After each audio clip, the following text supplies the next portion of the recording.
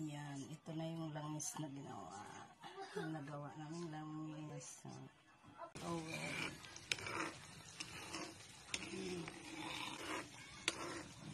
Lapit ito.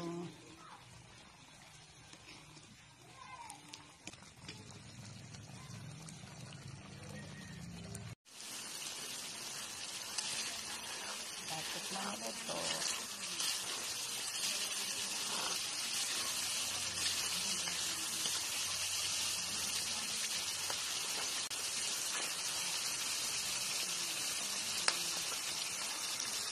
Yan, virgin coconut oil lang yan.